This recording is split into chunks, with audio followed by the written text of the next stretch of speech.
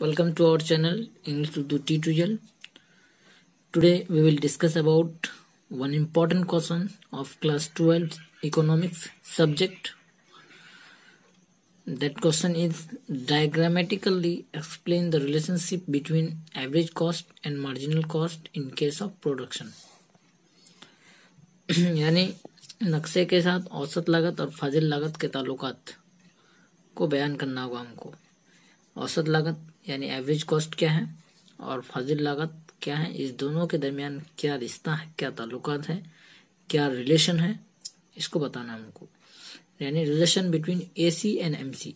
AC मतलब होता है एवरेज कॉस्ट और एमसी मतलब होता है मार्जिनल कॉस्ट। तो इसका एक्सप्लेन करने के लिए इसका रिलेशनशिप को सबसे पहले हमको ये जानना होगा कि औसत लागत क्या है, यानी एसी क्या है और एमसी क्या है।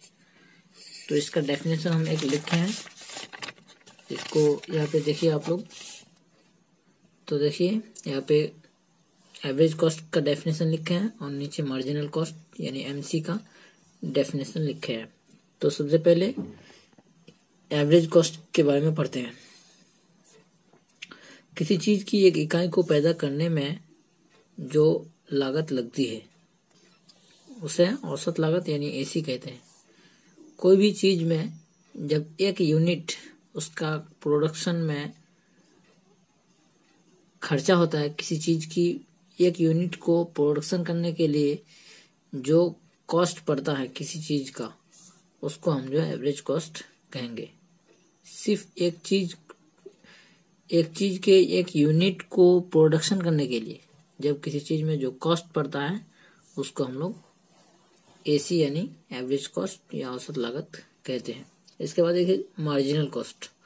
किसी चीज की एक फाजिल इकाई को पैदा करने में जितनी लागत लगती है इसे ही फाजिल लागत कहते हैं। किसी भी चीज का एक फाजिल इकाई को पैदा करने में जितनी लागत लगती है इसे ही फाजिल लागत यानी मार्जिनल कॉस्ट कहते हैं। तो यहाँ पे आप लोग समझ गए होंगे कि एवरेज कॉस्ट क्या है और मार्जिनल कॉस्ट क्या है। अब हम लोग इस दोनों के रिलेशनशिप के बारे में पढ़ेंगे कि what are the relation between average cost और एसी एंड मार्जिनल कॉस्ट और एनसी। तो यहाँ पे हमको क्वेश्चन में बोला है कि डायग्रामेटिकली यानी नक्शे के साथ हमको जो है एक्सप्लेन करना होगा ये कि एवरेज कॉस्ट और मार्जिनल कॉस्ट के दरमियान क्या रिलेशनशिप है। तो यहाँ पे देखिए जवाब में हम लिखे हैं 1 नंबर, जब किसी चीज में औसत लागत में कमी आती है यानी एवरेज कॉस्ट जब किसी चीज का कम हो जाता है तो एवरेज कॉस्ट फाजिल लागत से ज्यादा हो जाता है, यानी एमसी फाजिल लागत से ज्यादा होता है एसी, यानी AC is greater than MC होगा। यानी एसी जो है जो एमसी है उससे बड़ा होगा। समझ गए। इसके बाद नंबर 2, जब औसत लागत यानी एसी मुयन रहती है यानी बैलेंस में रहती है, ना ज्यादा ना कम होता है बल्कि बराबर में रहता है, तो औसत लागत फाजिल लागत के बराबर रहता है, यानी एसी इक्वल टू एमसी होगा।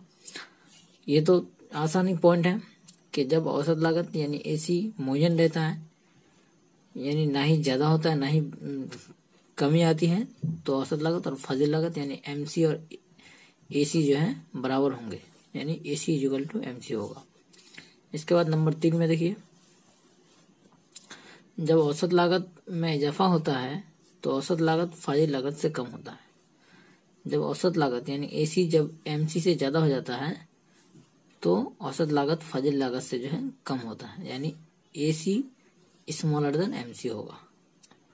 अगर किसी चीज में एवरेज कॉस्ट में इजाफा होता है तो एवरेज कॉस्ट मार्जिनल कॉस्ट से कम हो जाएगा। Average cost is less than marginal cost होगा। तो यहाँ पे डायग्राम या नक्शा देखिए आप लोग। यहाँ पे एसी और एमसी को हलचल नक्शे से समझा जा सकता है। यहाँ पे देखिए यह है एमसी और यह है एसी।